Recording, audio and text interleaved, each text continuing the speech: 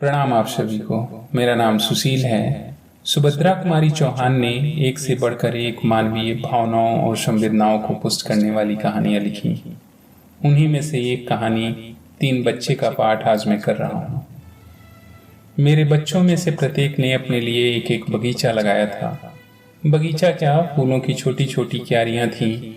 एक दिन सवेरे हम लोगों ने देखा कि उन क्यारियों में फूल खिलाए हैं। बच्चे ही तो ठहरे, हर एक को अपनी अपनी क्यारी के फूल अधिक सुंदर जान पड़े और इसी बात पर उन लोगों में लड़ाई छिड़ गई। हर एक का कहना था कि उसकी क्यारी के फूल सबसे सुंदर हैं। बात बढ़ते बढ़ते फूलों से हटकर दूसरे ही क्षेत्र में जा पहुंची। एक हिटलर बना तो दूसरा मुसोलिनी और तीसरा स्टालिन, और मुझे इन तीनों की मां बनने का सौभाग्य एक साथ ही प्राप्त हो गया। संग्राम में विषैले वाक्यों का प्रयोग होते सुनकर मुझे चौके का काम छोड़कर बगीचे की ओर जाना पड़ा। मुझे देखते ही सब एक साथ अपने अपने पक्ष का समर्थन कर न्याय की दुहाई देने लगे। न्याय का कार्य उतना आसान न था जितना कि एक अदालत के जज का होता है। जज के पद प्रदर्शन के लिए कानून होते हैं और नजीरें भी। चाहे लकीर की फकीरी में अन्याय ही क्यों न हो जाए, पर उसका मार्ग अस्पष्ट रहता है।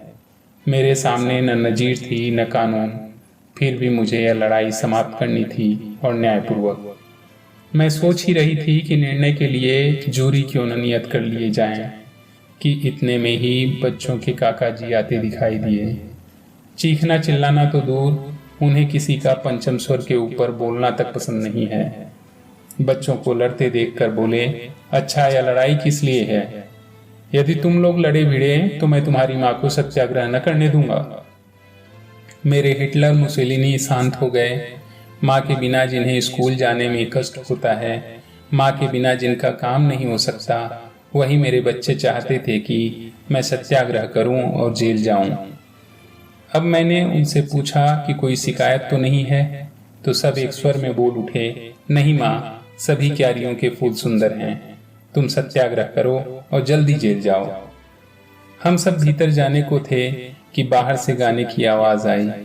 गाना कोरस में था और स्वर था बच्चों का सा। भगवान दया करना, इतनी मोरी नैया को पार लगा देना। और अब तो हम सब दरवाजे की ओर दौड़ पड़े। इसी समय दूसरा पद सुनाई पड़ा, मैं तो डूबत हूँ मझधार पड़ी, मोरी बैया पकड़ के उठा लेना। बाहर आकर देखा तीन बच्चे थे, दो लड़कियां और एक लड़का। बड़ी लड़की होगी 10 बरस की, छोटी 8 और 7 के बीच में थी, और लड़का वह बड़ी की ही गोद में था, कोई 3 साल का। हम लोगों को देखते ही उन लोगों ने गाना बंद कर दिया। लड़के को गोद से उतार कर बड़ी ने जमीन से माथा टेक कर हमें प्रणाम किया। उसकी देखा देखी छोटी लड़की और लड़के ने भी जमीन से माथा टेका और तीनों ने अपने चिथड़ों में छिपे हुए पेट को दिखाकर यह बताया कि वे भूखे हैं। बड़ी के हाथ में एक झोली थी और छोटी के हाथ में टीन का डिब्बा। उन्होंने एक बार झोली की ओर देखा जो बिल्कुल खाली जान पड़ती थी, फिर हमारी ओर याचना की दृश्य देखने लगे। मैंने उनसे कहा, तुम गाती तो बहुत अच्छा हो, और भी कोई गाना जानती हो? बड़ी के बोलने के पहले ही छोटी बोल उठी, हमें भजन भी आते हैं बड़ी मालकिन, और आदेश पाए बिना ही वे दोनों गाने लगी। कमर कसले रे बिलोची, तेरे संग चलूंगी, तेरे संग चलूंगी रे, तेरे संग चलूंगी। कमर कसले मेरे साथ चलेगी तो मेरी अम्मा लड़ेगी। हम लोगों की हंसी अब दबाए न दबी। अम्मा के लड़ने की बात सुनते ही वह फूट पड़ी। वे सभी शर्मा कर चुप हो गए। उनकी दृष्टि से ऐसा जान पड़ता था कि वे किसी अज्ञात भूल से दुखी हो गए हैं। मैंने हंसी रोककर आश्वासन के रूप में कहा, बहुत अच्छा गाया। मेरी बात सुनते ही वे फिर बैठकर लगे जमीन से माथा टेकने। मैंने पूछा, तुम्हें क्या चाहिए, पका हुआ खाना या कच्चा? बड़ी ने फिर जमीन से माथा टेक कर कहा, कुछ भी खाने को चाहिए बड़ी मालकिन, कल से कुछ नहीं खाया है। मैंने बच्चों से कहा कि इन्हें 2-2 पूरियां ला कर दे दो, और मैं अंदर चली गई। बच्चों ने उन्हें कितनी पूरियां दी यह तो मैं नहीं कह सकती, पर जब चौके में जाकर देखा तो न डिब्बे में एक भी पूरी थी और न कटोरे में तरकारी। दूसरे दिन हम लोग सुबह की चाय पीकर उठने ही वाले थे, वे बाल गवैये फिर आ पहुंचे। हमें कोमल स्वर में सुनाई पड़ा, सांवरिया हमें भूल गयो सखी सांवरिया, वृंदावन की कुंज गलिन में बाज रही है बांसुरिया, हम भूल गयो सखी सांवरिया। मैंने अपने बच्चों से कहा, कल तुमने इन्हें खूब पूरियां खिलाई थी ना? अब वे सब फिर आ गए, जैसे उनके लिए यहाँ रोज पूरियां धरी हैं। धरी तो है माँ, एक साथ ही बच्चों के मुंह से निकला और सबके हाथ एक साथ ही पूरी के डब्बे की ओर बढ़े। मैंने उन्हें रोकते हुए कहा, ठहरो ठहरो, रोज रोज इन्हें पूरियां खिलाओगे तो वे दरवाजा ही न छोड़ेंगे। उन्हें चावल या आटा देकर जाने को कह दो। एक बच्चा बोल उठा, बेचारे छोटे छोटे बच्चे, न जाने उनके माँ भी है या नहीं, वे भला कहाँ पकाएंगे। दूसरा ताने के स्वर में बोला, इससे अच्छा तो उन्हें कुछ भी न दिया जाए। सबसे छोटा बोला, तुम भी माँ होकर ऐसा क्यों कहती हो माँ? उन बेचारों को भी भूख लगी होगी, हमारे हिस्से की ही दे दो। लड़की सब में समझदार थी, उसकी दृष्टि यही चाह रही थी कि माँ का इशारा भर मिले और पूरियों का डब्बा ले जाकर वह पूरियां उन बच्चों को खिला दे। मैंने उदासीनता से कहा, पूरियां ही दे दो, पर शाम को फिर तुम्हारे लिए नाश्ता बनाना पड़ेगा। माँ शाम को नाश्ता नहीं करेंगे, एक स्वर में एक साथ बच्चों ने कहा और हाथ में पूरियां लिए हुए दरवाजे की ओर दौड़े। चौके का काम निपटाकर मैं बाहर गई, देखा वे तीनों बड़े मजे से पूरियां खा रहे थे और मेरे बच्चे भी बड़े उत्साह से उन्हें परस रहे थे। जब वे खा पी कर उठे तो मैंने कहा, देखो भाई, तुमने पूरियां खा ली, अब बिना गाना सुनाए न जाने पाओगे। उन्होंने कृतज्ञता पूर्वक माथा जमीन पर टेक कर गाना शुरू किया। अब न रहूंगी कान्हा तोरी नगरिया, हाट बाट मेरी गए न छोड़े, पनघट पर मोरी पोरी गगरिया, अब न रहूंगी। गाना गा चुकने के बाद उन्होंने जमीन पर माथा टेका, जैसे हमें आशीर्वाद देकर जाने के लिए उद्यत हों। पर मैंने उन्हें रोककर पूछा, क्या तुम तीनों भाई बहन हो? हाँ बड़ी मालकिन, बड़ी लड़की ने कहा। मैंने पूछा, तुम्हारा नाम क्या है? अपना नाम उसने इठी, छोटी बहन का नाम सीठी और भाई का नाम प्रेमा बतलाया। ईठी, सीठी, प्रेमा, उनका नाम दोहराते हुए मैंने पूछा, क्या तुम्हारे माँ बाप कोई नहीं हैं? तुम कल भी अकेले आए थे, आज भी? छोटी लड़की बड़ी तत्परता से बोल उठी, माँ भी हैं और बाप भी है बड़ी मालकिन, हमारे सब कोई हैं। कहाँ हैं तुम्हारे माँ बाप जो तुम्हें इस तरह अकेले फिरने को भेज देते हैं? बाप अमरावती में है और माँ। अमरावती में? तुम्हारा बाप क्या करता है? मेरा छोटा लड़का बीच में ही पूछ बैठा। जेल में है छोटे बाबू, बड़ी लड़की ने उत्तर दिया। जेल में है? मैंने कुछ अनास्था से पूछा, जेल क्यों हुई उसे? लड़की बोली, वह दारू जो पीता था और दारू पीकर चुप भी नहीं रहता था, दंगा करता था, माँ को मारता था, गाली बकता था और इसीलिए वो। लड़की आंख उठाकर देखते हुए बोली, बड़ी मालकिन, पुलिस वालों ने उसे पकड़ा और सब लोग कहते हैं पुलिस वालों ने ठीक किया। और तुम्हारी माँ, वह अब कहाँ है? मैंने पूछा। लड़की बोली, माँ वह भी तो जेल में है और उसी के साथ हमारा सबसे छोटा भाई भी है। वह तो अपने भाई की ओर उंगली से दिखाकर लड़की ने कहा, प्रेमा से छोटा है, वह रोता नहीं, इससे अच्छा है। बेचारे बच्चे मेरे मुंह से निकल पड़ा। माँ बाप दोनों जेल में और ये अनाथ सड़क पर भीख मांगते फिरते हैं। मैंने फिर पूछा, तुम्हारी माँ ने क्या किया था? लड़की बोली, हमारी माँ ने पुलिस वाले को मारा था, जिसने हमारे बाप को पकड़ा था ना, उसी को। और फिर वे माँ को भी पकड़ ले गए। माँ के बिना हमको बुरा लगता है, पर यह प्रेमा तो रात दिन रोता ही रहता है। मैंने लड़की की ओर देखा। बेचारा छोटा सा बच्चा, मुश्किल से 3 बरस का, फटे चिथड़े में लिपटा हुआ, सिर में महीनों तेल का नाम नहीं, रूखे बिखरे बाल, न जाने कब से नहाया नहीं था, शरीर पर एक मैल की तह सी जम गई थी। गाल पर आंसुओं के निशान जमे हुए थे। आंसुओं के साथ साथ उस स्थान की मैल जो धुल गई थी। मुझे उस बच्चे पर बड़ी दया आई। मैंने उस लड़की से पूछा, तुम लोग अपनी माँ से जेल में मिलने नहीं जाती?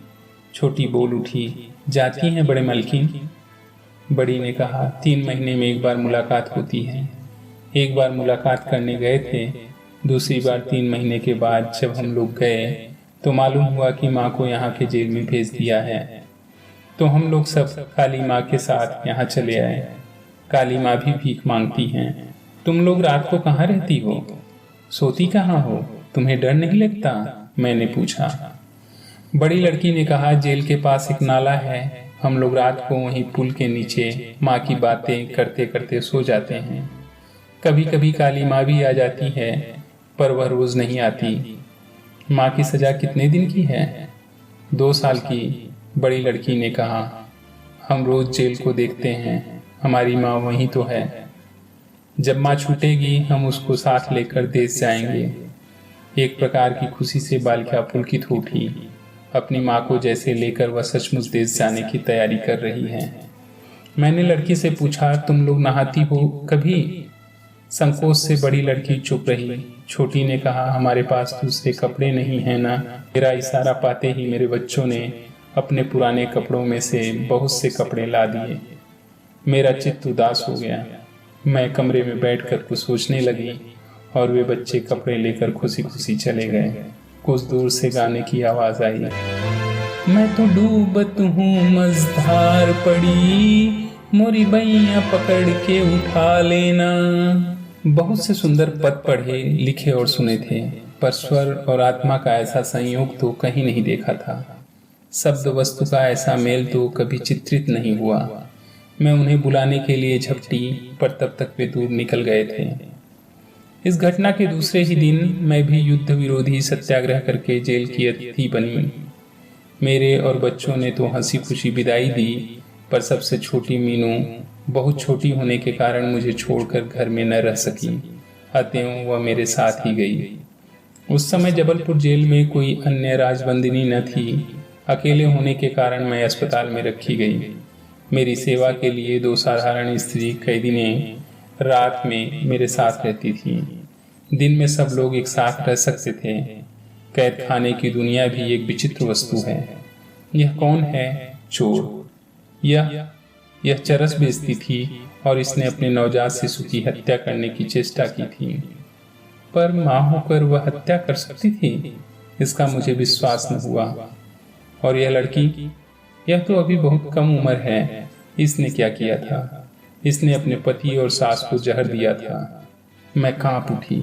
विधाता, क्या यह सचमुच स्त्रियां हैं? तुम्हारी ही आज्ञा से इनका सृजन हुआ होगा। किंतु इसी समय जैसे कोई अंदर से बोल उठा, यह तस्वीर का एक ही पहलू है, इसकी दूसरी ओर भी देखो। संभव है वे निर्दोष हों, संभव है वे देवियां हों। मेरी सेवा के लिए जो 2 स्त्रियां तैनात थीं, उनमें से एक तो अल्हड़ थी, जिसे कुछ काम काज न आता था, पर दूसरी समझदार थी। वह प्रौढ़ थी। उसकी गोद में भी एक बच्चा था। वह बड़ी फिक्र से सब काम करती थी। वह अधिकतर चुप रहती थी, जैसे सदा मन ही मन कुछ सोचा करती हो। मीनू को तो उसने इस प्रकार हिला लिया था जैसे वह उसी की बच्ची हो। उसका खुद का बच्चा पांव पांव चलता और मीनू चलती उसकी गोदी में। वह पानी भरती तो मीनू उसके साथ होती, दाल दलती तो मीनू उसके साथ, और बर्तन मलती तो मीनू भी उसके साथ छोटी छोटी कटोरियां और गिलास मलती दिख पड़ती। अंत को बात इतनी बढ़ी कि वह मीनू को अपनी पीठ से बांधकर झाड़ू देने लगी। उसका नाम था लखिया। लखिया और मीनू के इस स्नेह संबंध से लखिया के बच्चे को जो अभाव ज्ञात हुआ, उसकी पूर्ति मैं उसे मीनू के फल और मिठाइयाँ देकर करने लगी। वह प्रायः मेरे ही पास खेला करता। फल और मिठाइयाँ खाने से इस बच्चे को और पानी भरने, बर्तन मलने तथा बगीचा सींचने से मीनू को थोड़े ही दिनों में स्वास्थ्य लाभ होता दिखाई दिया। मैं बहुत सोचती थी कि यह लखिया कौन है, यह जेल क्यों आई। एक दिन अचानक मैंने प्रश्न किया, जिसका उत्तर मिला, ओह, यह बड़ी खतरनाक औरत है। इसने पुलिस को मारा है, पुलिस को, पर हमने उसका दिमाग ठीक कर दिया है, आपको कोई तकलीफ तो नहीं देता। अचानक मुझे उन बच्चों की याद आ गई। उसकी माँ भी तो पुलिस को मारने के कारण जेल भेजी गई थी और उसके साथ भी तो एक छोटा बच्चा था। पूछना मैंने कई बार चाहा, पर लखिया की गंभीर और उदास मुद्रा देखकर हिम्मत मेरी एक बार भी न हुई। एक दिन रात को खूब पानी बरसा, खूब दहाड़ दहाड़ कर बादल गरजे और कड़क कड़क कर बिजली चमकी। मुझे अपने बच्चों की याद आ गई। छोटा लड़का डरा होगा, दूसरे पलंग पर सोने पर भी वह बादलों के गरजते ही मेरे पास आकर सो जाता था। इसके साथ मुझे उन तीनों बच्चों की भी याद आई जो बेचारे पुल के नीचे सोते थे। कहीं आगे सोचने की मेरी हिम्मत न पड़ी। मैंने प्रार्थना की, हे ईश्वर, सब माताओं के बच्चों को अच्छी तरह रख और उसके बाद मेरे बच्चों की भी रक्षा कर। जेल में मेरे पास अखबार आया करते थे। जेल की सभी कैदी स्त्रियां लड़ाई की खबरें सुनने को उत्सुक रहा करती थीं। उन्हें विश्वास था कि एक दिन ऐसा होगा जब जेल के फाटक टूट जाएंगे और अवधि से पहले ही उनका छुटकारा हो जाएगा। मैं भी उन्हें यूरोप की लड़ाई और भारत के सत्याग्रह की खबरें सुना दिया करती थी। उस दिन शाम को अखबार आया और पढ़ते पढ़ते मेरा जी धक से रह गया। जबलपुर की ही खबर थी। कल रात एकाएक पानी बरसा और खूब बरसा। जेल के पास के नाले में 3 गरीब बच्चे बह गए। उन तीनों की लाशें मिली हैं। बहुत खोज करने पर भी उनकी शिनाख्त नहीं हो सकी। 2 लड़कियां हैं और 1 लड़का। ऐसा सुना गया है कि वे गाना गाकर भीख मांगा करते थे। मेरे घर पर आकर गाने वाले उस 3 बच्चों का चित्र हठात मेरी आंखों के सामने खिंच गया और ऐसा जान पड़ा जैसे दूर से कोई गा रहा है, मैं तो डूबत हूँ मझधार पड़ी, मोरी बैया पकड़ के उठा लेना। अखबार रखकर मैं आंसू रोकने का प्रयत्न करने लगी। अचानक मेरे मुंह से निकल गया, बेचारे बच्चे। लखिया पास ही बैठी मेरे लिए चाय तैयार कर रही थी। उसने पूछा, क्या खबर है भाई साहब? अरे उदास क्यों हो गई? बच्चों की याद आ रही है।